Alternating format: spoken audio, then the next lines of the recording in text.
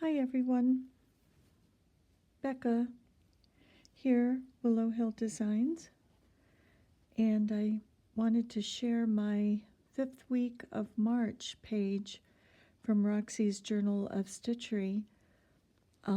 Sarah and Rachel had shared their prompts for the 5th week, the last week in March, for our Journal of Stitchery, and Rachel's idea was a spine for our books, and Sarah had a belly band as an idea that we could use for our books. So both ideas were really great. I happened to choose the spine for my book, and I like that idea. So I decided to draw up a design to go with my book. And well, I guess before I say that, I should say that I was looking at all of my books. My husband and I have always gone to old bookshops and library sales and bought old books, vintage books, for years, and we have quite a collection. And I looked through all my books, and none of them fit my pages the size pages that I chose. So I have some really nice ones. Here's a really pretty book that I loved. Sometimes I buy them just because I like the look, because I love to decorate with them. But also I managed to find some of my favorite authors. This one is very special. This is At the Foot of the Rainbow by Jean Stratton Porter. I really love this book. But these books were too small for the page size that I had chosen, which I think is 5 1/4 by 7. And so the only book that really would fit my pages turned out to be this book. This book was given to me by my husband and years ago, and I love this. It's a Anne of Green Gables book, 3 volumes in one, and he knows that I love Anne of Green Gables and Lucy Maud Montgomery's stories, so he bought me this book, and I really hated to cut into this book. It seems almost sacrilegious to cut into a book, but I thought, well, I can do this. So this is the book that I chose, and I measured here just to kind of get an idea of the design size that I would be working with, and then how much I wanted the spine decoration to overlap. So once I got my measurements for my book, let's see, they were 2 inches across the back, the actual spine of the book, and then 9 1/4 long, and then I had 1.5 inches overlap that wrapped around to the front and the back. So at least I had an idea of size, and then I sketched out a design. This is the design that I sketched out, and once I had the design and the size, I drew a real size version of what I was going to do, and I took this design and I put it on my light box, and I just put my fabric on top and traced around this with a Frixion pen, and that really worked nicely, because if I decided to change anything on here, or if I made a mistake tracing, I could just hit it with the iron and it would erase the design. Or if when stitching I decided to change something or didn't stay on the lines perfectly, I could also, again, just iron it and the heat would erase it. This fabric is by Kathy Schmitz. I think it's called rice paper, which is really nice for embroidery. And I backed this with a lightweight fusible interfacing just to give it some body. Don't look at my stitches back here. They're messy. I backed it to give it some body because I knew I wouldn't be using a hoop for this, and it does give it some nice body. And also, when you're stitching, if you have to travel, it's nice because this interfacing doesn't allow those stitches to show through. I try not to travel, but sometimes when you need to, or you decide you don't want to have to end your thread and start again, it's nice to have that backing on there because it does make the fabric a little bit more opaque. So that's the design that I came up with for my book. And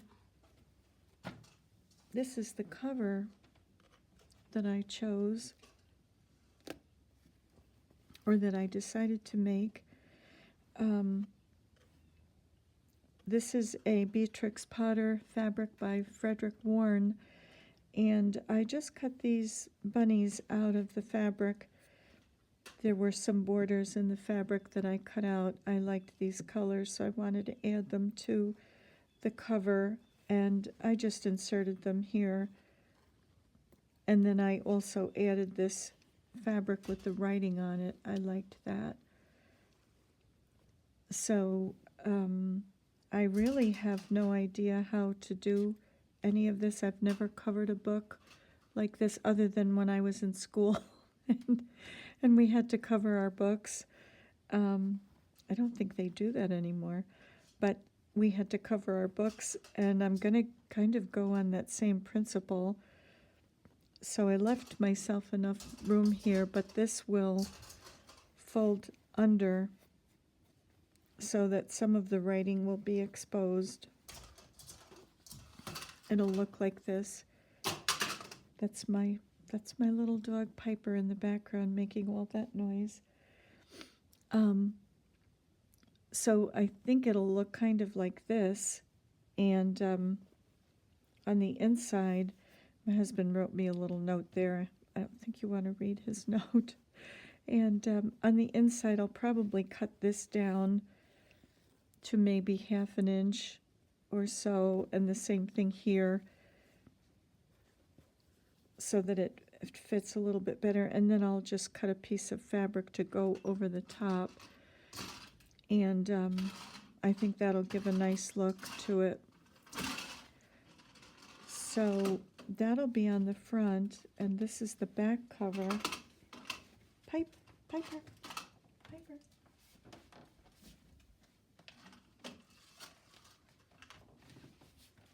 Oh, I had to get that little toy. She'll be batting it all over the place. She's a little red poodle, and I think red poodles are crazy because I've heard that, and she's definitely living up to that reputation. But this would be the back fabric, a similar image, but not the same. This is the front, and this is the back. So that will go like this, same as the front, tucked under, with a little bit of the writing revealed. So that'll look like that on the back. And this will be here.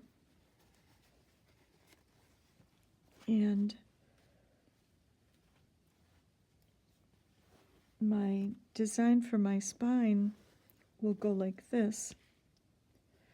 So I tried to design it so that the vines or flowers would wrap around to the front. Same thing with the back. I wanted the flowers to wrap around to the back.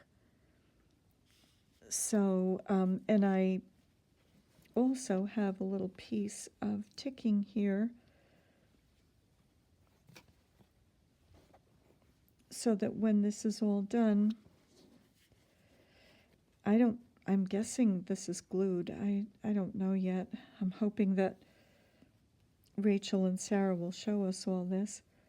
But I think I'll add this little strip of ticking to this just to give it a little bit of a finish there, the transition between the two. This is not an old or a vintage ticking. This is just a new one that I had, and I tore it so that it would look all frayed and go with kind of the style of our books. So that will be the back and the front. And that's where I am with these so far. And I thought I would also share some books with you about my inspiration. One of them, of course, a very good book, is by Judith Baker Montano, which has all of the basics in stitching and more. It's really, really nice. A little small book, very compact, and it stands. You can stand it up right by your stitching and look up different stitches if you're not sure how to do them or want different ideas. That's a nice book. This is also a nice book by Kathy Schmitz, Stitches from the Harvest. It's sort of an autumn-themed book. Very nice. And this is a nice place to get ideas from. Let me make sure I don't show any designs that I shouldn't be showing. Oh, gosh, I guess I should cover that. This is a nice idea with a vine that runs. Oh, maybe I shouldn't show that. That's probably better. This is a nice idea for a vine that runs along a table runner, but that could be done down a spine. I thought that was kind of a nice idea. And this is a nice idea also, with just letters that look like little twigs with vines and berries. That could go down the spine. That was kind of a nice inspiration. And see, I think there was another in here. This is another nice one for anybody who loves birds. I love birds, and I know loads of people do. So even a bird, we could put a little tiny bird on our spine or belly band. So these are very nice books for inspiration. This is a very nice book, I think. Her patterns are always beautiful. So that's by Kathy Schmitz. And this is the one that I actually got my inspiration from. This is Miniature Needle Painting Embroidery by Trish Burr. This is really a very nice book too. And let me just make sure there's no... this was a nice idea. I thought maybe a little girl or a little boy might look nice on the spine. That was kind of a nice inspiration that I was thinking of. And another one, how am I going to do this so I don't? This was another nice one that I thought was awfully cute. A little girl feeding chickens. I guess you could put one of the chickens on there, or maybe even the second one, and have it wrap around, but I thought she was really adorable. And let me make sure there's no pattern here visible.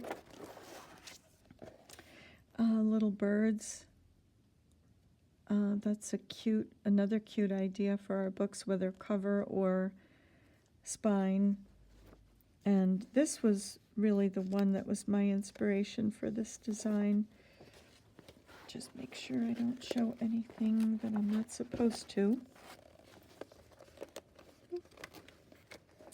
This was my inspiration here. I loved the sweet peas. I thought that was so pretty. And these little flowers that are kind of buds, opening up a little, and then some other buds that are closed. I loved that, and I did draw some larger flowers, but not these flowers. I didn't want anything too big because my spine is only 2 inches wide.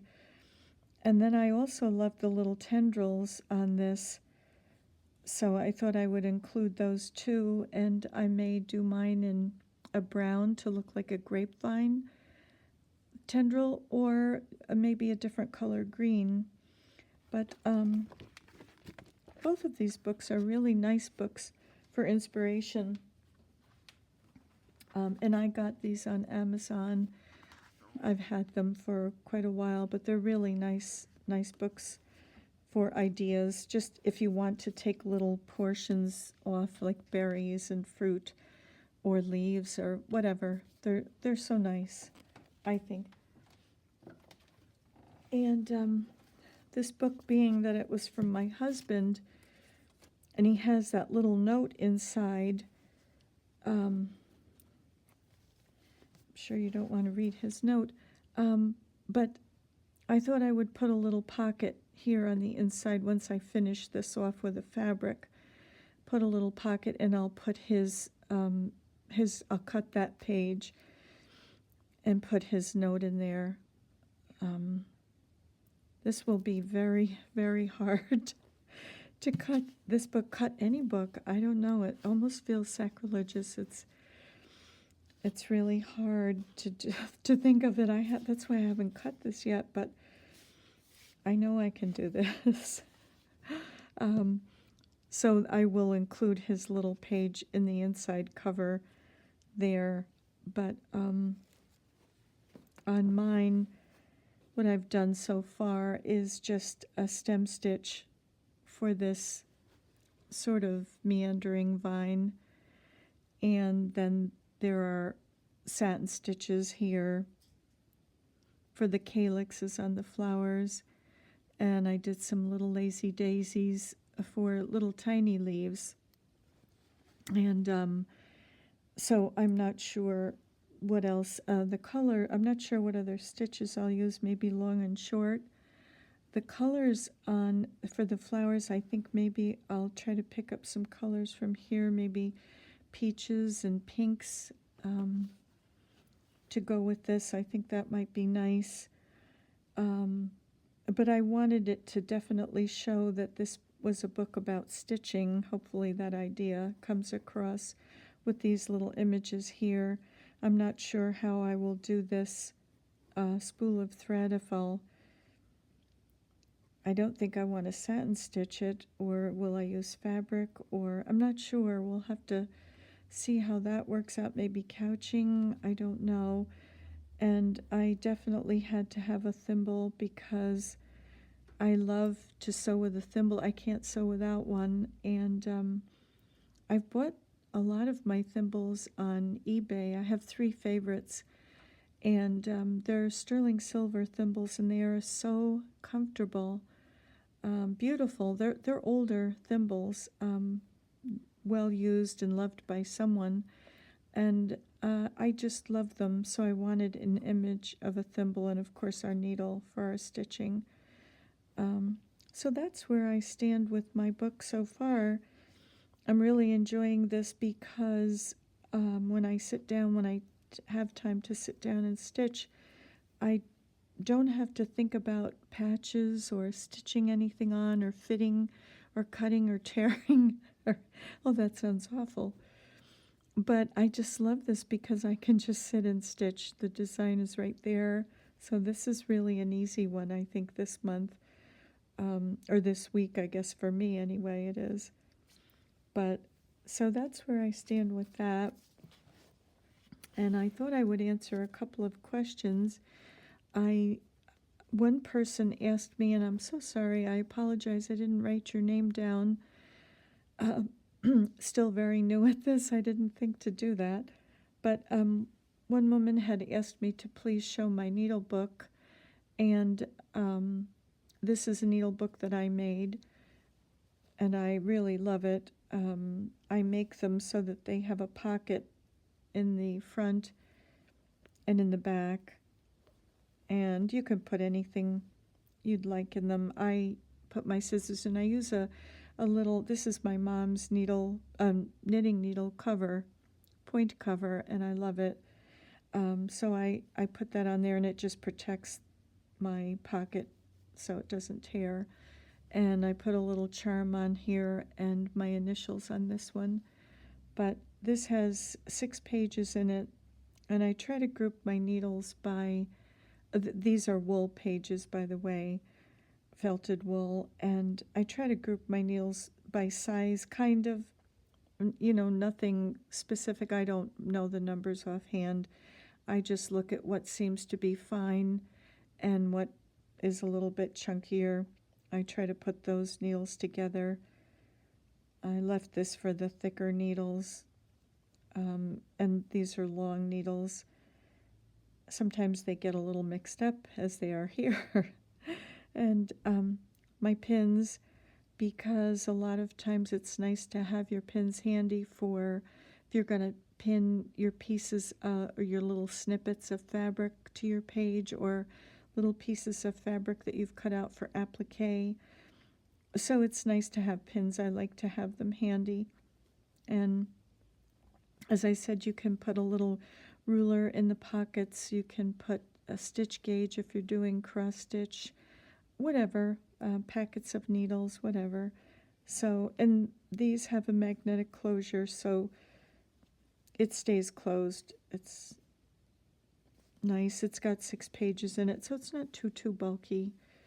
This is another one that I make. This is a little one that I haven't finished yet. I just put a little piece of lace here. These are Lori Holt's cute little buttons, she calls them. And these are her buttons also here on this one. I love these buttons. My kids bought me these for my birthday, and I love them, so I use them on needle books. But this is another magnetic closure on this one, and another pockets front and back. And I haven't put a charm here yet, but I will. And again, slip in whatever little notions that you, maybe a little tape measure, folded tape measure, or anything ruler, little things that'll fit in there that you might need, notions. I keep in mine just my needles and my scissors. I keep my thimbles separately in a separate place, but this is all I need really for stitching, and I just open it up and keep it right there while I'm working, and I can look through whatever I need, and my scissors is easy to get to too. So I hope that, oh, and I also meant to say that this is a Blackbird's designed fabric. I love their designs. They're beautiful. This one is supposed to look like a vintage sampler, cross stitch sampler. And it says, apply thine heart unto instruction and thy ears to the words of knowledge. They always just design such beautiful fabric. And this one is a Lori Holt fabric with vintage dresses. Looks like maybe, I'm guessing, the 50s or 60s. So I love those. And I did have one more question. Another person, I'm sorry, again, I didn't write your name down, had asked me about the upper left corner of my butterfly page. And this is just a doily that I stitched down here, and I did some decorative stitching on it. This is a pale salmon pink, sort of a back stitch on here, or a wrapped stitch. And this is running stitch with Caron Water Lily silk, which is really beautiful to work with. Just little touches on there. And this is looks like a stamped patch of some stamp design from a fabric that also had these bees and birds on it. And I just buttonhole stitched that on there. I didn't do too much because I think the doily itself is so pretty, and I didn't want to take away from it. Just my opinion, of course. You could do as much as you wanted on there, and I think it would still be pretty. And same thing with this little butterfly. It's so delicate. I didn't really want to overwhelm it with too much stitching. I wanted just the beauty of the butterfly to show through, so I just did a few little stitches, running stitches on this, and straight stitches, but same principle here. I just kind of let the doily speak for itself. So I hope that answered your questions, and I hope you're enjoying your project, whatever you've chosen, whether it's the belly band or the spine. I hope that you are enjoying yours as well. This was a nice little, I think, nice little extra that'll make our books really look very special.